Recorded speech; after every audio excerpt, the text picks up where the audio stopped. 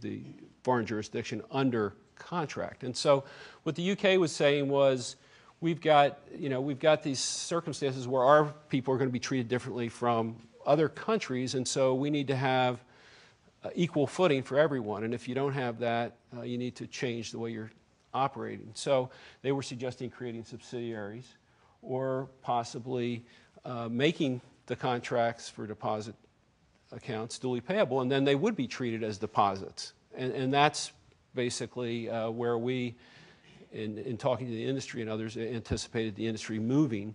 And so all we were doing there was basically saying, that's fine to go ahead and make your contracts duly payable, but if you do that, there's not going to be deposit insurance for those entities in the foreign jurisdictions. We were concerned about becoming the deposit insurer for the world. Interesting. Okay. Maybe I'll move over to Mike. I thought for the audience it was a very interesting discussion to hear a large bank downsizing, basically, in recent years, and it brings some contrast to certainly the perception of, oh, gee, the banks are getting bigger and bigger and bigger. I guess the question kind of seems like hand in hand in that your company recently submitted its second annual resolution plan under the FDIC's living will rules. And Citi was among the first, as I recall, the first wave of the largest institutions that were required to submit their initial resolution plan in July of last year. And certainly the experience of Citi and the other early filers was instructive to those who file later. So I guess could you talk a little bit about Citi's experience in that process, both in, to the extent you can, internally, what was the thinking, and the experience with the regulators themselves on the resolution planning process? Sure.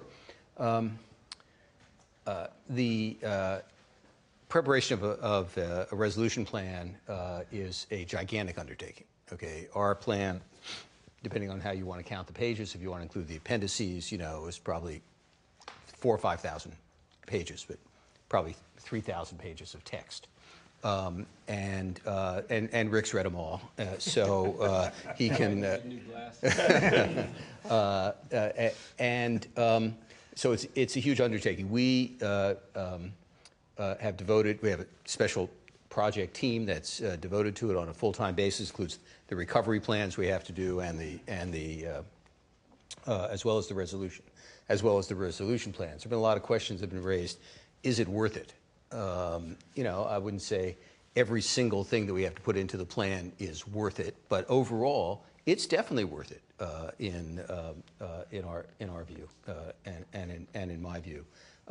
It's worth it because at the most basic level, we have to persuade the regulators and through them other policymakers, legislators, and ultimately the public, that we can be resolved and that the losses can be put where they ought to be on the stockholders and the bondholders of the holding company and management without taxpayer money and without taxpayer capital support and without adverse systemic consequences, or else worse stuff will happen to us, which we think would not be good for us and would not be good for the world economy. So at a very basic level, we have to endorse it. It's also been very useful for us, as I mentioned, to help us focus on things like